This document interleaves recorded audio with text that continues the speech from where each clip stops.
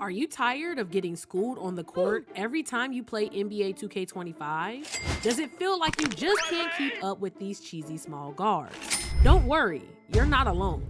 Playing defense on NBA 2K25 can feel like you're drowning in quicksand. But if you implement these 5 tips, it will drastically improve your on-ball defense and have you dominating sweats in no time. So make sure you watch these tips in order, because without the previous step, the chances of you getting your ankles broken increase by over 9,000. You can play defense, whether you're the primary lockdown or a small guard sitting in the corner. Everyone has a role in defending at a high level on the court. So before you dive into these tips, it's important to KYP. Know your personnel. Know your build's defensive strengths and limitations. This will help you determine your primary action on any defensive possession.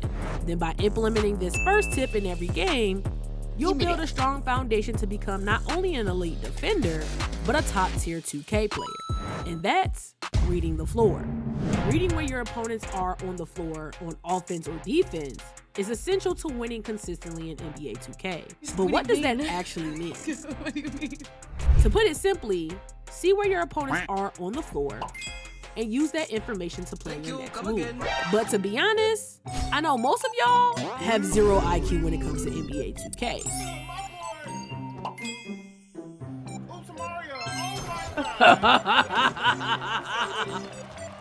Yes, what do you mean? I'm here to get buckets. I put ball in the basket. I don't know what you're talking about. So to make sure I'm not crazy, I want y'all to tell me what you would do in this situation. Don't worry, I'll wait.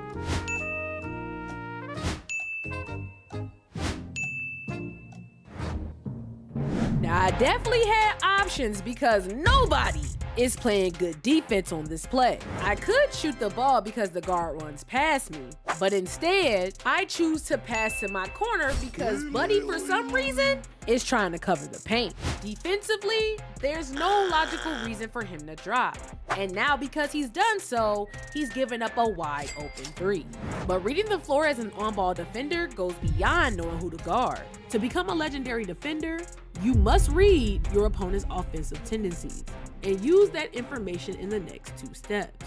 Mastering reading the floor will ensure you're always in the right position to get a stop, which also happens to be principle number 2. How do you measure the success of a lockdown? Many think it's based on the number of steals they generate. And while that certainly does help create extra possessions, this is not how you play defense. If you're constantly gambling for steals, I don't want you anywhere near the PG. Steals are a byproduct of playing great positional defense, not you right stick rippering at every opportunity, leaving people wide open for 3s. Just because you have a 99 steal doesn't mean you gotta use it every possession. And no, 2K shouldn't have given it to you. Instead, focus on being in the right position at the right time by playing towards your help and shrinking the floor. Forcing a guard to actually have to think will generate way more turnovers than you reaching every 5 seconds. Remember, all stops, whether by steal, block, or missed shots, are valuable and usually end up with your team scoring on the fast break. But reading the floor goes both ways. Good guards can read your positioning just as easily as you can anticipate a turnover. So take a note from those Madden nerds and disguise your coverage on defense. The less information they know about your defensive rotations, the better. But hey, what do I know? I'm just a bum with a logo. It's not like I can actually predict the future, right? No, don't run. Don't run. It's equal opportunity. Or can I? Okay, so I'm not a psychic, but if you're reading your opponent's tendencies, you can usually predict their next move. Playing defense is a chess match, and PGs are usually creatures of habit. They tend to do the same combos and launch from the same points. Therefore, if you're doing step 1 by reading and storing their tendencies, then applying step 2 by playing good positional defense, you'll usually find yourself in prime position to get a steal or block at step 3. Checkmate. It's all interconnected. So if you're the on-ball defender, what tendencies should you be reading when defending? I can't give you everything, but you should start by checking what animations they have equipped. Check which hands they use to shoot the ball. What combos are they using? What side of the floor do they usually like to come up on? Do they read the position of the defense well and act accordingly? Or do they just try to force their own agenda? These are a few things that can help predict their next move. Predicting where they're gonna be, though, isn't enough. In order to get multiple stops, you'll have to use step 4. Every build is equipped to defend differently. If you're the lockdown, chances are you have a 90+ speed, strength, and agility. Not to mention the legendary perimeter defense and steals. If you don't, well, I just might have the perfect lockdown build for you. But with those type of attributes, you're easily able to rip guards for steals if you use advanced defensive mechanics to your advantage. Here are 4 defensive mechanics you need to know to be a menace on defense in NBA 2K25. All adrenaline bars aren't created equally, so it's key to maximize the use of your adrenaline on defense. Your first is the most effective, whether it's on a reach or block. As you continue to reach, your effectiveness drops about 25%. And if you're reaching with 0 adrenaline bars, you're very unlikely to get the steal even if you do everything correctly. Using the right stick to force bump steals is the most effective way to get steals this year. It also provides the most control when attempting a reach. Here's how to do it. Wait to initiate the bump on the defender, then flick the right stick left or right depending on the hand you want to reach with. If you hold R2 while flicking the right stick, then you'll trigger our next mechanic. Cutoff moves are one of the most underutilized new features in NBA 2K25 that you definitely need to add to your lockdown bag. It's a huge difference maker when playing the PNR guards.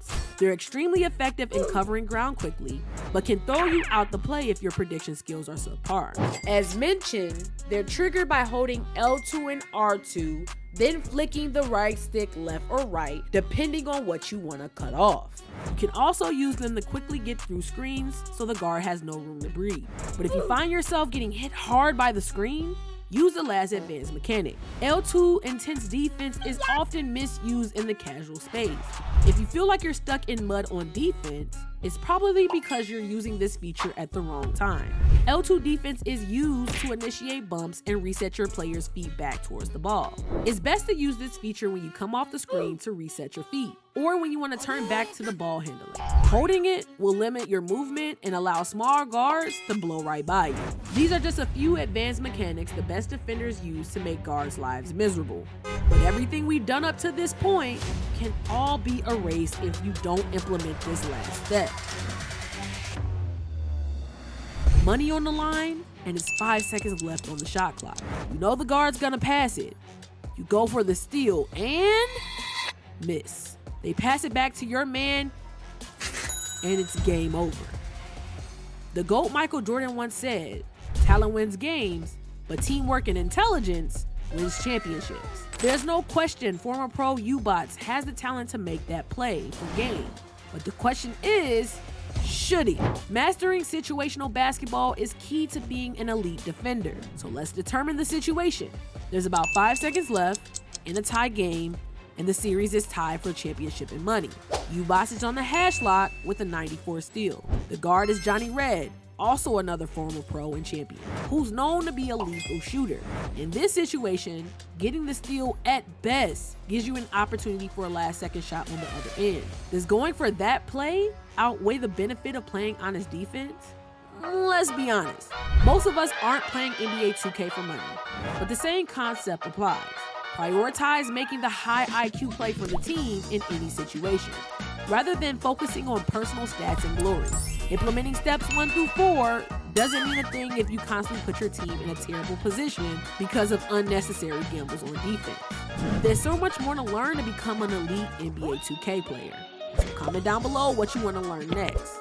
But if you need a lockdown build to help you implement these defensive tips, tap the video on the screen. And on that note, I'ma see y'all in that one. Good night.